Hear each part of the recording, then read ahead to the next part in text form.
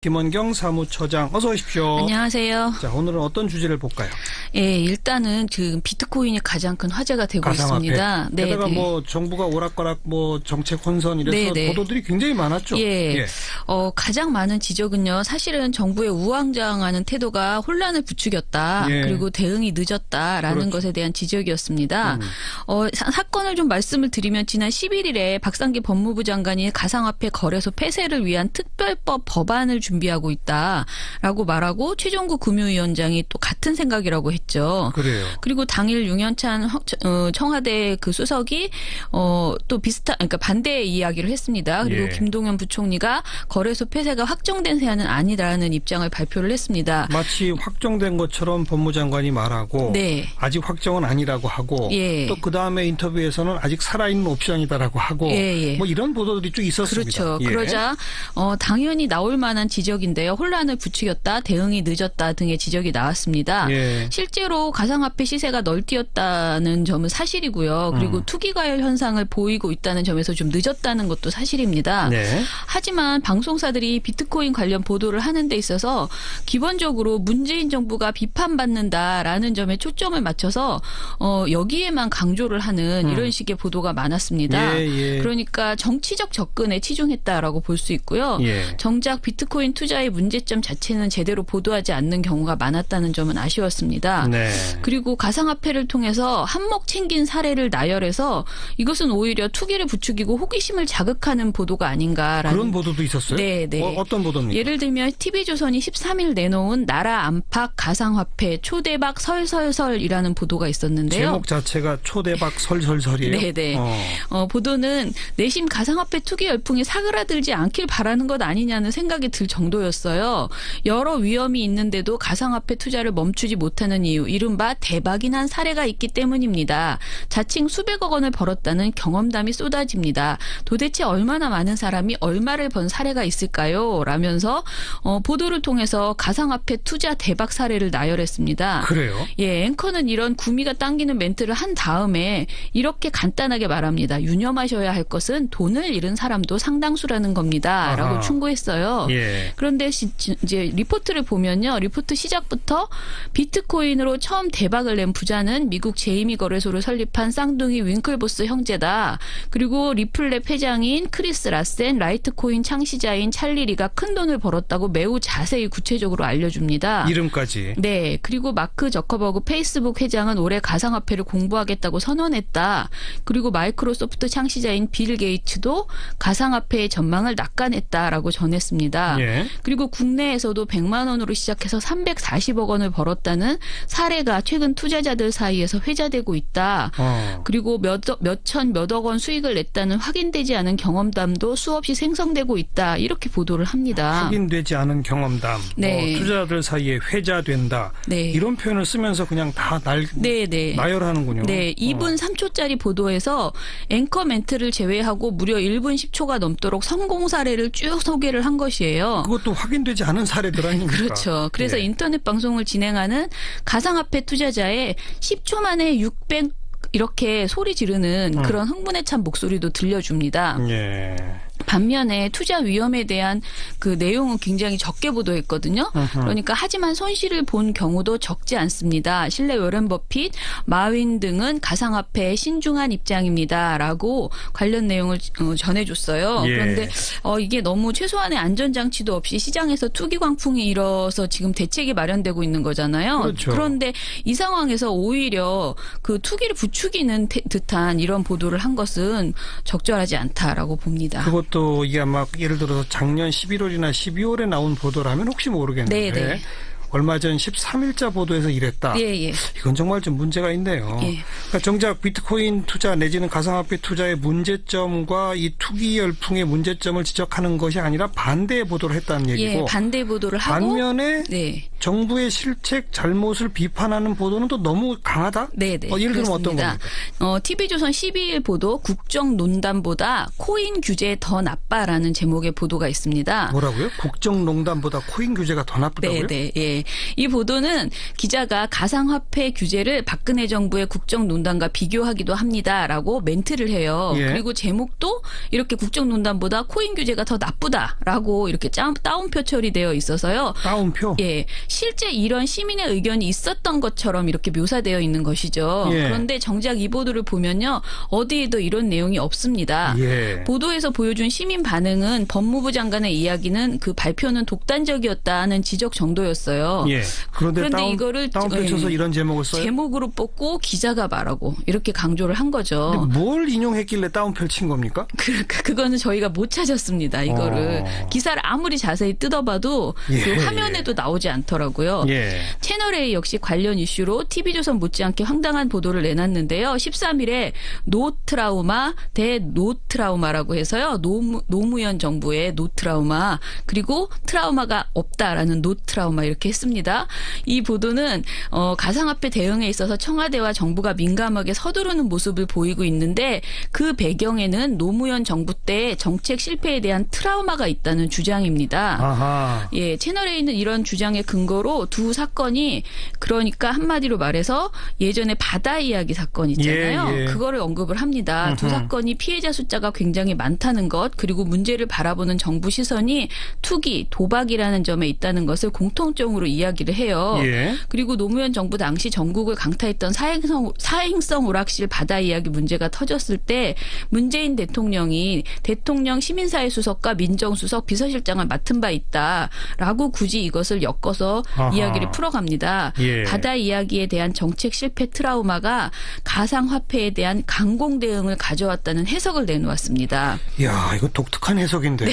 예. 게다가 채널에 있는 이 보도에서 바다 이야기에 정권 실세들이 연루돼 있다는 의혹이 제기되었다라고 하면서 홍준표 자유한국당 대표의 발언을 실어줍니다. 예. 이 발언은 쟤들은 돈이 많아가지고 여론조사를 억수로 해요. 아니 얘들은 무슨 돈이 이리 많노. 누가 그러더라고. 옛날에 바다 이야기 때 돈 많이 쟁여놨다고 라는 발언을 그대로 들려줍니다. 이건 최근에 한 발언이겠죠? 네. 그런데 이 발언을 한 다음에 기자가 그래도 찜찜했는지 이 내용은 확인된 것이 없음에도 이렇게 말을 합니다. 하하. 확인되지 않았다는 걸 분명히 알면서도 예. 이 말을 이렇게 말 나온 김에 이것까지 소개한다라면서 전해준 거죠. 이런 건 악의적 보도네요. 예, 그리고 채널에 있는 또 다른 트라우마도 예상해 볼 수 있다라면서 노무현 정부의 부동산 정책 실패가 문재인 정부에게 트라우마를 주었을 것이라고 설명을 합니다. 부동산 정책을 또 갖다 붙여요? 네. 한마디로 가상화폐 그 자체에 대해서는 대책이 중요하지 않고요. 그냥 노무현 정부의 실패가 문재인 정부에서도 반복되고 있고 문재인 정부가 이를 두려워하고 있다는 주장을 펼치는 그런 보도였고요. 이를 이제 근거로 삼기 위해서 여러 가지 비슷해 보이지도 예, 않는 예. 내용을 마구잡이로 끌어모았다. 이런 TV조선하고 생각입니다. 채널A를 소개하셨는데 신문들은 어때요? 일단은 제가 본 것은 중앙일보의 17일 칼럼이 좀 비슷한 내용이었어요. 예. 비트코인 두 번째 단추를 잘못 끼웠다라는 중앙 시평이었는데요. 이철호 논설주간이 작성한 이 칼럼에서는 이번 정부가 보이지 않는 손보다 문 대통령의 개인기를 믿고 있다. 70%대 국정 지지율에다가 친문 댓글 부대 가로 열고 문꿀 오소리라고 썼습니다. 예. 친문 댓글 부대가 뒤를 받쳐주고 있기 때문이다라고 이야기를 하고요. 정치만 버텨주면 웬만한 경제 실패는 다 덮을 수 있다고 여기고 있다. 이 정부가. 예. 이런 자신감이 갑자기 흔들리고 있다. 비트코인 때문이다라면서 비트코인 얘기를 꺼냅니다. 예. 이 주간은 비트코인 가격이 순식간에 25% 곤두박질하자 돈을 잃은 2030 세대들이 청와대 게시판에 몰려가서 대한민국에서 처음 가져본 행복과 꿈을 빼앗지 말라며 난리를 부렸다. 예. 이렇게 전하고요. 예. 그리고 초기에는 여느 때처럼 문꿀 오소리가 동원돼 온라인을 장악했다라고 표현합니다. 예. 그리고 두 번째로는 코인 좀비라고 하면서 코인 좀비들이 문재인도 탄핵으로 가자, 지방선거 여서야대로 가자라는 댓글을 달자 순식간에 상황이 역전됐다고 또 전합니다. 아하. 그러면서 이 논설주간은 이 댓글들에 그러니까 여서야대로 가자 이런 글에 좋아요가 2만여 개나 달렸다. 네. 사이버 여론의 지배자 문꿀 오소리가 처음 완벽하게 패배한 것이다. 댓글로 흥한 자, 댓글로 망한다는 불길한 댓글까지 어른거렸다라고 상황 상황을 설명을 합니다. 예. 굉장히 신나 보이는데요. 그렇죠. 글자의 그 기분 상태가 막 나와요. 그래. 맞아요. 네. 이번 사태의 후유증은 넓고 깊다. 이명박이 4대강으로 22조 원을 날렸다면 문재인은 7시간 만에 100조 원을 날렸다. 박근혜가 삼성 돈을 빼앗아 최순실에게 넘겼다면 문재인은 내 주머니 용돈까지 털어갔다라는 댓글들이 이어진다고. 그러니까 댓글 중에 이런 내용을 굉장히 많이 인용해서 설명을 했습니다. 예. 하지만 거듭 말씀드리는 것처럼 과열된 투기 양상 속에서 사람들이 과격한 그 발언을 이렇게 보여주고 여론의 지배자 문꿀 오소리가 완벽하게 패배했다라는 것은 매우 부적절하고 단정적인 표현이라고 생각이 되고요. 네. 이초로 주간이 계속 주장하는 친문 댓글 부대 문꿀 오소리라는 것은 사실은 특정하기도 어려울 뿐 아니라 국정원이나 사이버 사령부와 같이 정부에서 불법적으로 돈을 주고 댓글 공작을 한 것과 비교해서는 안 된다고 생각합니다. 다른 문제죠. 그렇죠. 예. 그럼에도 이 논설 주간은 마치 정부가 이들을 조직해서 그 여론을 조작하는 것처럼 이렇게 얘기를 하고 있습니다. 네. 제 생각에는 가상화폐에 대한 논란은 앞으로도 계속 이어질 것 같고요. 블록체인을 비롯한 가상화폐 기술은 굉장히 중요하고 이것에 대해서는 분명히 이야기를 해야 되긴 하겠지만은 투기 그 자체는 굉장히 사회적 혼란을 야기할 수 있기 때문에 방지해야 된다라는 이야기를 해야 될 것 같고요. 예. 이 와중에 정부 흠집내듯이 접근만 하는 것은 분명히 적절치 않다라고 보여집니다. 네. 뭐 이런 얘기 나온 김에 뭐 제 생각입니다만 청취자분들한테 문재인 정부를 지지하는 기사 내지는 칼럼이든 네. 비판하는 칼럼이든 간에 네. 주로 댓글을 인용해다가 네. 주로 장식하는 글들이 있다면 예. 양쪽 어느 쪽이든 간에 맞아요. 지지건 반대건 예. 그건 잘못된 기사입니다. 예, 예. 자기가 하고 싶은 말을 자기 입맛에 맞는 댓글만 골라서 네. 작성하면요. 네. 저라도 지금 앉아서 30개의 글을 쓸 수 있어요. 찬성 쪽 쓸 수 있고 반대 쪽 쓸 수 그렇죠. 있습니다. 네. 그건 기사라고 볼 수가 없어요. 예, 예. 네. 그래서 심지어 저희는 모니터하면서 그런 얘기를 하는데 이 댓글을 기자가 쓰고 자기가 기사를 쓴 것 아니냐라고 막 놀릴 때가 있습니다. 왜냐하면 근거가 없거든요. 네. 예. 거기까지 할까요? 네네. 다음 어떤 또 보도를 볼까요? 평창 올림픽과 남북 대화에 대한 보도들이 요즘 많이 나오잖아요. 예. 그런데 이런 중에서 오보나 카더라성 보도들이 제법 있습니다. 어떤 거죠? 일단은 지금 그 현송월 모란봉 악단 예. 그 악단장이죠. 예. 이분이 이제 그 이번에 북한 예술단으로 파견돼서 온다라는 사실이 알려졌잖아요. 예, 예. 그랬더니 그 보도를 하면서 현 단장은 김정은 북한 노동당 위원장의 그 애인이었다. 한때 애인이었다는 설. 네, 그거 네. 말이죠. 그걸 굉장히 많이 보도했습니다. 좀 이상했는데 이거 거의 모든 언론이 다 보도하지 않았나요? 거의 모든 언론이 이 말을 꼭 했습니다. 먼저 신문부터 보면요. 15일에 현성월 모란봉 악단 단장이 남북 실무접촉 대표에 포함됐다는 소식을 전하면서 6개 일간지가 모두 다 이 관련 내용을 보도했는데 언급하지 않은 것이 단 한 곳도 없습니다. 예. 특히 경향신문은요. 15일 관련 기사 제목이 오늘 판문점 오는 김정은 옛 애인설 현송월 이라고 뽑았습니다. 아하, 예. 국내에선 현 단장이 김 위원장 옛 애인이라는 소문이 퍼져 있다라고 보도를 했고요. 심지어 이 뒤에는 하지만 정성장 세종연구소 통일전략연구실장은 현 단장이 김 위원장의 옛 애인이라면 부인인 리설주가 현 단장이 중책을 계속 맡으면서 남북 예술교류 전면에 나서도록 방관하지 않았을 것이라고 했다라는 발언을 덧붙여주거든요. 예, 예. 이렇게 쓰면서도 제목을 이렇게 뽑아놓은 것이에요. 예. 그리고 한국일보와 한겨레도 비슷하게 현 단장이 김 위원장의 연인이었다는 주장도 있지만 확인된 바는 없다라고 그나마 보도를 했어요. 네. 동아일보도 김정은의 옛 애인 중 한 명으로 알려진 현송월 모란봉 악단장이라고 아예 단정적으로 표현을 했고요. 방송도 거의 비슷하죠. 방송은 더 심합니다. 그래요? TV조선의 김정은 옛 애인 가수 출신 노동당 간부라는 13일자 보도에서는요.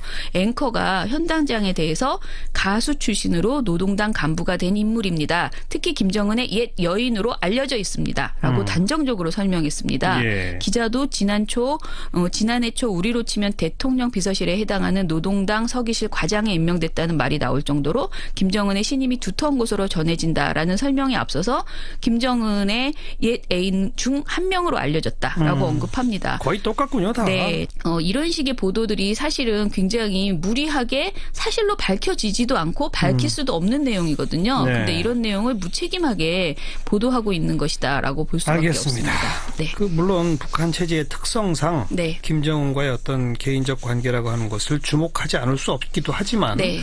저 본인들 스스로도 계속 설 이렇게만 쓸 수밖에 없는데 네. 빼놓지 않고 쓴다는 건 조금 문제가 있네요. 예, 그리고 이게 이제 가십성으로 흥미 위주의 얘기인 것이고요. 예. 그리고 문제는 제가 보기에는 앞으로 이제 북한 응원단이 들어오면요, 이런 맞아요, 식의 맞아요. 흥미 위주의 보도가 더욱 더 쏟아질 것 같습니다. 북한 응원단 뭐 미모가 어떻고 뭐 그렇죠. 이런 쪽으로 또 막 나가겠죠. 부디 남북 관계나 또는 북한 응원단 관련해서 선정적인 시각에서 접근하지 않았으면 좋겠다. 열심히 보도하는 건 좋지만은 그 미녀라는 것을 소비하는 식으로는 나오지 않았으면 좋겠다라는 예. 생각입니다. 여기까지 수고하셨습니다. 감사합니다. 민주언론 시민연합 김원경 사무처장이었습니다.